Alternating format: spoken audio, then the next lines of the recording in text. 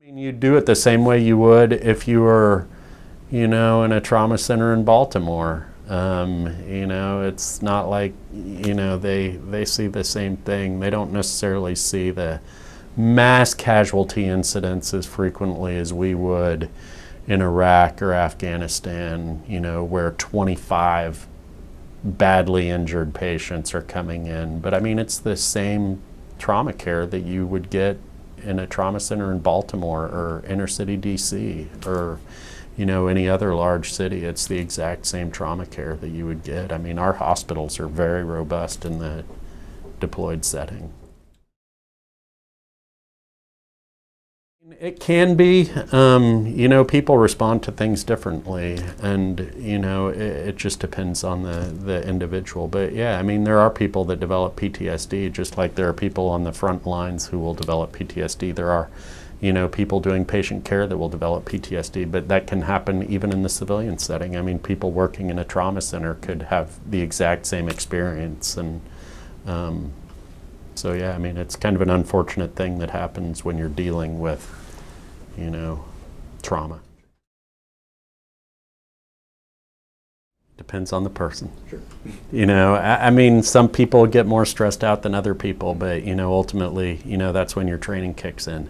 And that's why it's so important that we train, and why maybe our medical productivity might not be as great as it is on the outside, but it's because we have this other mission that we are absolutely responsible for, and if we don't do it right, people die.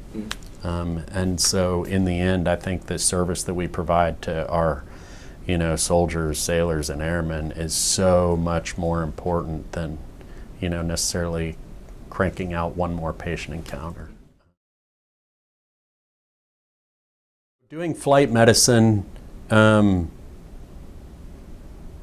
is a little bit more on the occupational medicine side than necessarily you think of with a civilian provider. Same thing with the ground-based, any military doc ends up being kind of an occupational medicine doc. So, I train all the providers that come through here that every time they see the patient, they need to be thinking about what that patient does.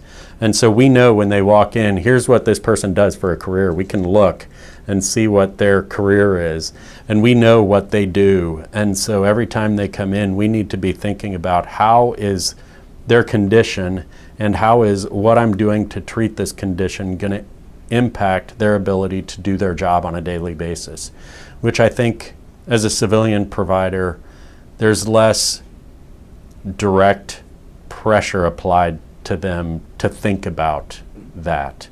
For them, it ends up being provide the treatment, and if they give you a work slip to sign, then decide what you want to do as far as their ability to do their job. But we need to be thinking about that with every patient encounter where we're taking care of the active duty member.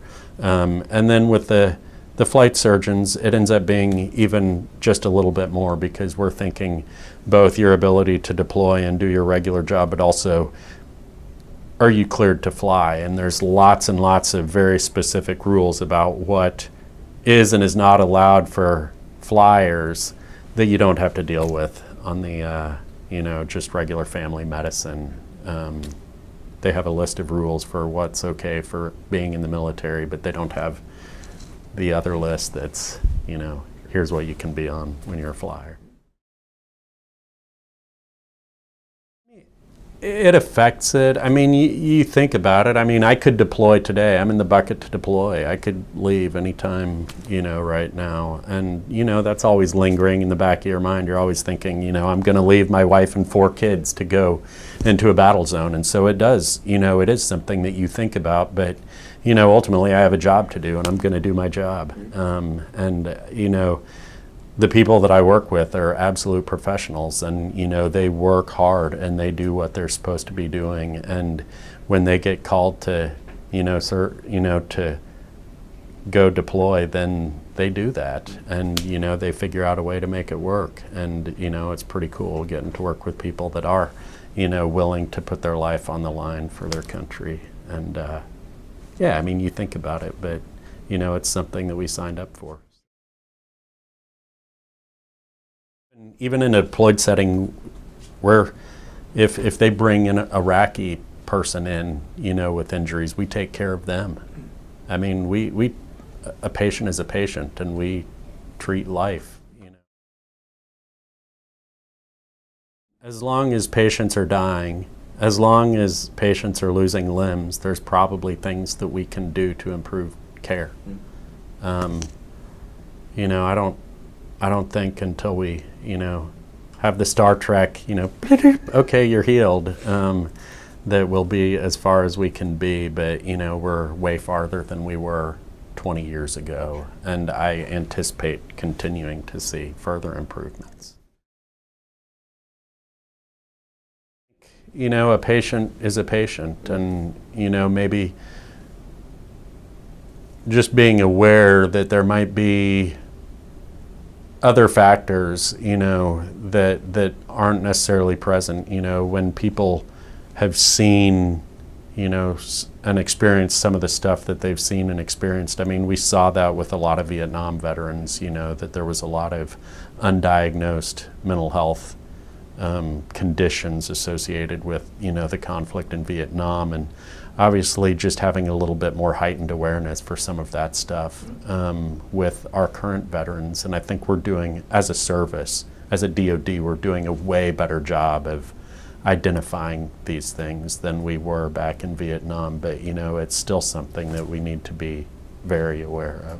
That's the definition of wisdom, right? Yeah. You learn from your mistakes, and you learn from your successes, and you grow from them. So you would hope that as a Department of Defense, we will take the lessons that we learn from, where we are, and, grow from them in the future. And, we're definitely seeing that with, the differences in what we've seen with medical care in the Vietnam and Korea era compared to where we were in the first Gulf War to where we were in the second Gulf War, and where we are now. I mean, the medical care of the veterans and the, people, the combatants, it's night and day from where it was. So we've definitely grown, and so I would have to imagine, if past performance is an indicator of future performance, then, we'll certainly be even better in the future.